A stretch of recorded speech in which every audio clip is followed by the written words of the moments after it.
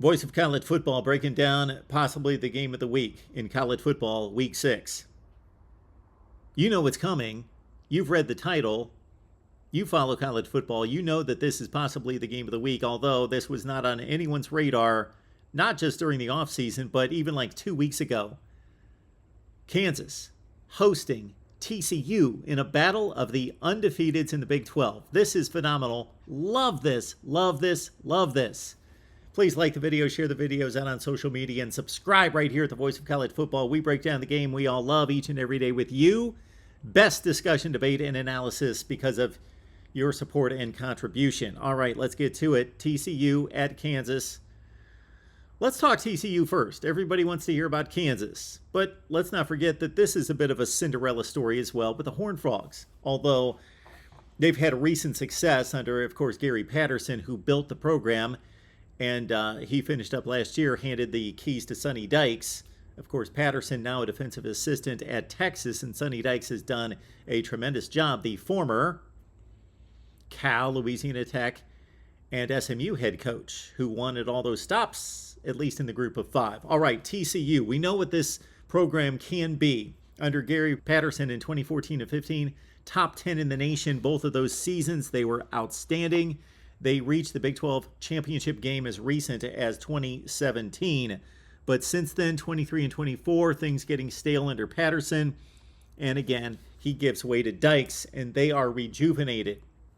Max Duggan, talk about rejuvenated. This guy has fought through a lot of physical adversity and done a tremendous job. He's fought for the quarterback spot. He lost the quarterback battle to Chandler Morris, but Morris went down due to an injury.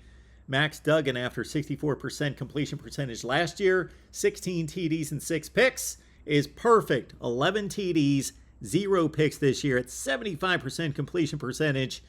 And what about that game against Oklahoma? Double nickels on Brent Venables' defense. TCU blasts Oklahoma with 41 points in the first half. They win at 55-17. They also have some serious burner speed on this team. This is incredible. This statistic, courtesy Zach Smith, Menace the Sports. There have been 10 registered 21 mile per hour speeds in the NFL this year. TCU's had 11. For some reason, and I mentioned this to one of our guests this week, a TCU blogger, I was like, what is it with TCU? They always have burners, especially when they're really good, of course. And the guy this year that has gained the most notoriety is Darius Davis, 14 catches and 2 touchdowns. Tay Barber's been there for a long, long time, enough to catch 133 passes in his career. He's got 19 yards per reception this year. On the ground, TCU is lethal. Zach Evans left and went to Ole Miss.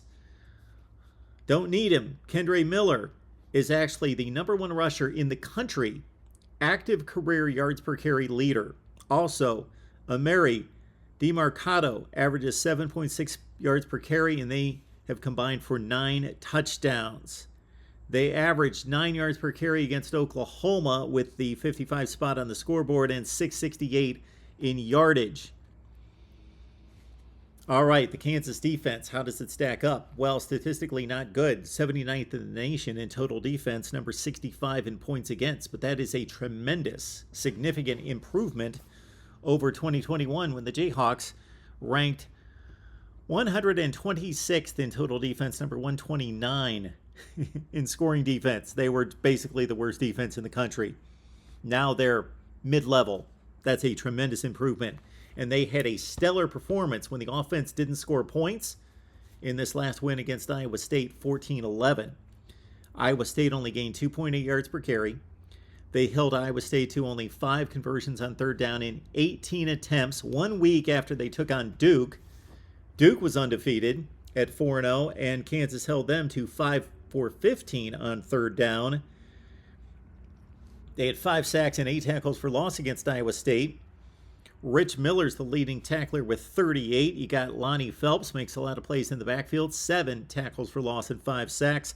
Kobe Bryant, 2 interceptions, including a pick 6.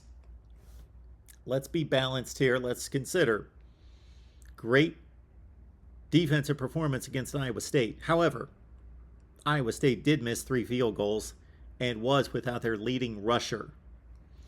All right.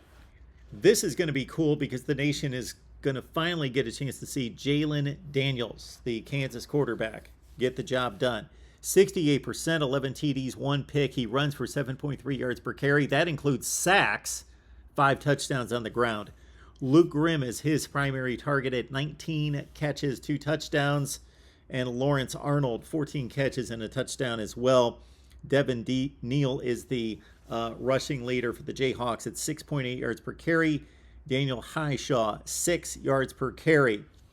On the TCU defensive side, the Horned Frogs basically didn't play anyone early in the season. Finally got in the field with Oklahoma and lit it up. So they're at 4-0. They played 1 less game than just about everybody else. D. Winters, 5 tackles for loss and 3.5 sacks, and Josh Newton has 2 picks. We outlined TCU's possible rise back to prominence after about 6 or 7 years off.